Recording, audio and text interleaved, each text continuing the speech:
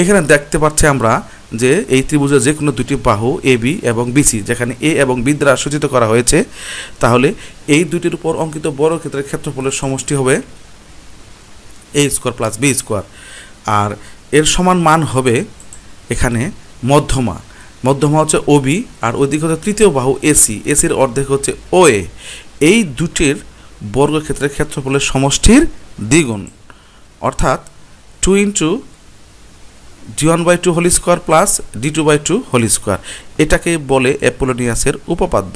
সুপ্রিয় শিক্ষার্থীরা, আজকে তোমাদের সামনে আলোচনা করব কিভাবে চিত্র না এঁকেই সামান্তরিক থেকে অতি সহজেই তুমি এই সামান্তরিক এবং ট্রাপিজিয়ামের অঙ্কগুলো অ্যান্সার করতে পারো তা নিয়ে আজকে বিস্তারিত আলোচনা করব, এবং এখান থেকে আমরা শর্টকাট সূত্র ব্যবহার করে অঙ্কগুলো করব। চলো কথা না বাড়িয়ে আমরা এখন শুরু করি।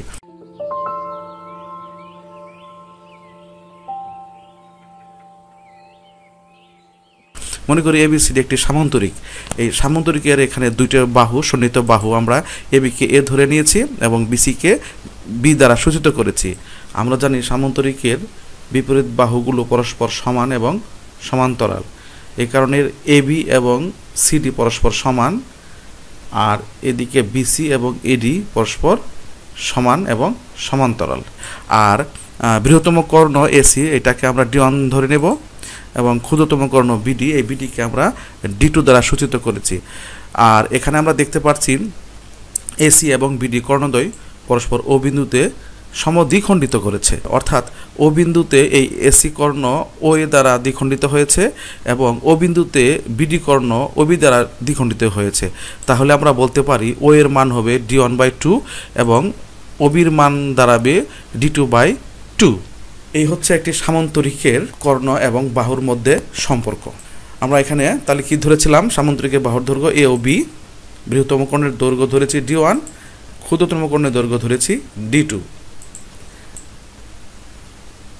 এখন আমরা দেখতে পেলাম ত্রিভুজ এবিসিকে একটি ভিন্ন রঙের রং দ্বারা নির্দিষ্ট করা হলো, অর্থাৎ এই ত্রিভুজ এবিসি থেকে আমরা অ্যাপোলোনিয়াসের সূত্র ব্যবহার করে এই সামান্তরিক থেকে আমরা সামান্তরিকের যে কোনো একটি কর্ণের দৈর্ঘ্য বের করব। আর আমরা জানি অ্যাপোলোনিয়াসের সূত্রটি হচ্ছে ত্রিভুজের ধরো যে কোনো দুটো বাহু এ বি এবং বিসি, তাহলে তার তৃতীয় বাহু হবে এসি। তাহলে সূত্রটি হচ্ছে যে কোনো দুই বাহুর উপর অঙ্কিত বর্গক্ষেত্রের ক্ষেত্রফলের সমষ্টি হবে তৃতীয় বাহুর অর্ধেকের উপর অঙ্কিত বর্গক্ষেত্র এবং তার মধ্যমা ওবির উপর অঙ্কিত বর্গক্ষেত্রের ক্ষেত্রফলের সমষ্টির দ্বিগুণ। তাহলে চলো দেখি এখানে ত্রিভুজ এবিসি এ অ্যাপোলোনিয়াস হতে কি পাওয়া যায়। এখানে দেখতে পাচ্ছি আমরা যে এই ত্রিভুজের যে কোনো দুটি বাহু এ বি এবং বিসি, যেখানে এ এবং বি দ্বারা সূচিত করা হয়েছে, তাহলে এই দুটির উপর অঙ্কিত বর্গক্ষেত্রের ক্ষেত্রফলের সমষ্টি হবে এ স্কোয়ার প্লাস বি স্কোয়ার। আর এর সমান মান হবে এখানে মধ্যমা হচ্ছে ও বি, আর ওইদিকে হচ্ছে তৃতীয় বাহু এসি, এসির অর্ধেক হচ্ছে ও এ। এই দুটির বর্গক্ষেত্রের ক্ষেত্রফলের সমষ্টির দ্বিগুণ, অর্থাৎ 2 into d1/2 whole square plus d2/2 whole square. এটাকে বলে অ্যাপোলোনিয়াসের উপপাদ্য।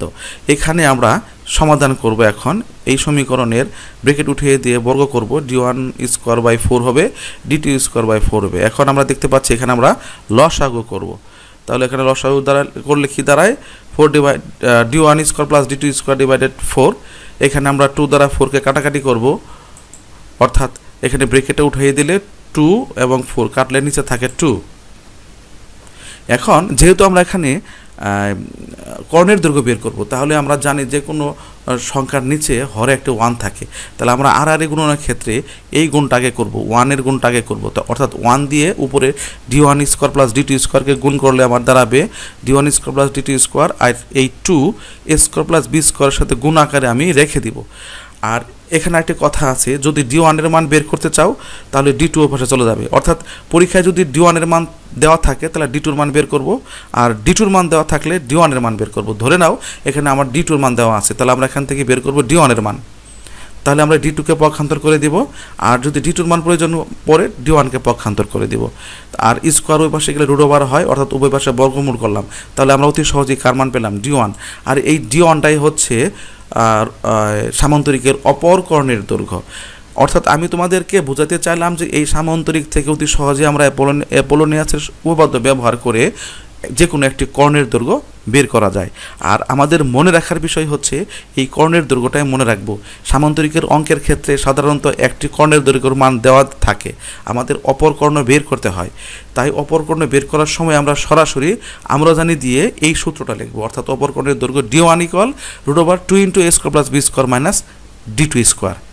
যদি ভিডিওটি তোমাদের কাছে ভালো লেগে থাকে তাহলে শেয়ার করে অন্যদেরকেও দেখার সুযোগ করে দিও। লাইক, কমেন্ট, শেয়ার করে আমার পাশেই থাকো, চ্যানেলটি সাবস্ক্রাইব করে রাখো। আর আজকে তাহলে এ পর্যন্তই। আমরা আজকে সামান্তরিক সুদ আলোচনা করলাম। আগামী পর্বে অবশ্যই এই সামান্তরিক থেকে যে প্রবলেমগুলো সাধারণত পরীক্ষায় এসে থাকে এই সূত্র ব্যবহার করে কিভাবে আমরা সামান্তরিকের অপর কর্ণের দৈর্ঘ্য নির্ণয় করতে পারি পরবর্তী ভিডিওতে এটা দেখাবো, এবং এরপরে আমি ট্রাপিজিয়ামের উপর আরেকটি ভিডিও তৈরি করব। সবার সুস্থতা কামনা করে বিদায় নিচ্ছি। আল্লাহ হাফেজ।